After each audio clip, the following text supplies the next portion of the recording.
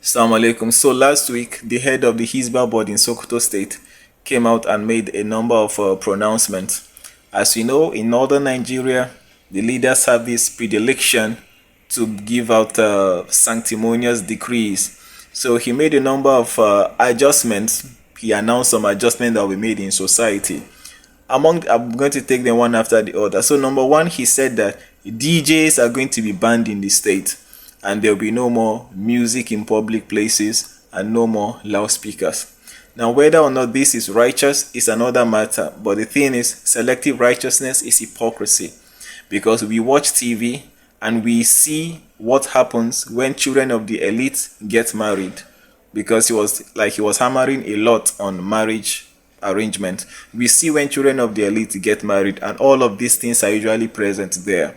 All right. So are you going to enforce this on the children of the elite as well, or is it just for the poor people? That is one thing. Another thing he talked about, he said that bridal gifts are going to be banned.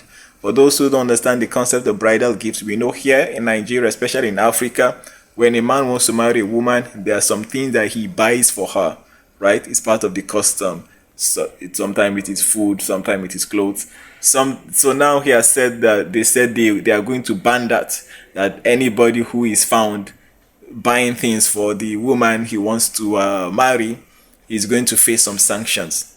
According to them, they say it is not Islamic.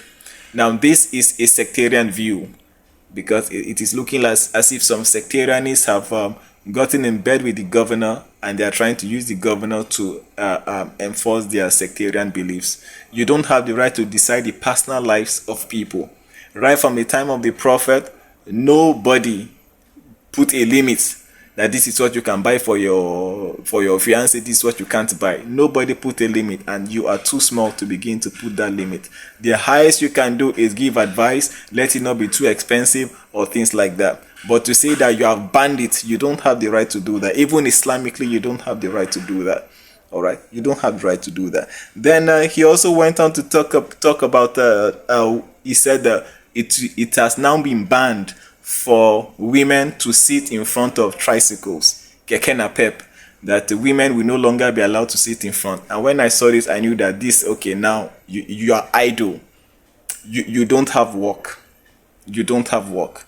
Because it's like what exactly is your business with keke? How many kekes have you provided for the teeming youth that you think you are in a position to tell them who they can carry and where the person can sit?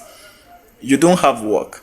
All right. And it is just in a state where this is a state that is trying to show how righteous they are, in a state where the governor himself has a lot of questions to answer with regards corruption. This was the same state where the governor said he used 1.2 billion naira to renovate 25 boreholes. 1.2 billion divided by 25 is about 48 million naira. That is corruption, absolute corruption.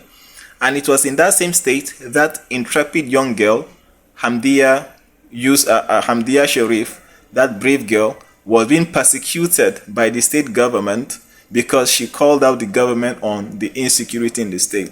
She was facing a lot of trauma, persecution.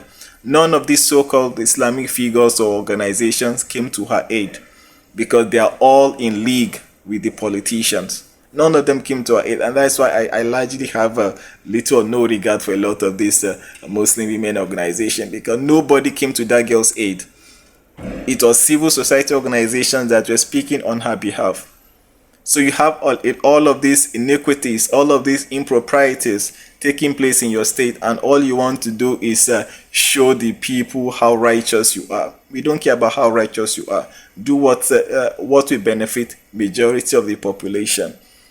All right, and the people of Sokoto State should not accept it, because this is very dangerous.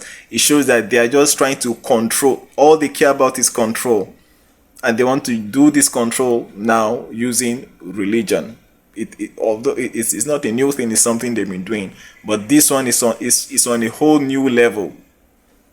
Hold your leaders account, and they are able to do all these things because you are not even asking them questions. If you were asking them the questions that matter, they will occupy themselves delivering on your welfare than coming up with things that you never asked for. Things like this. Thank you.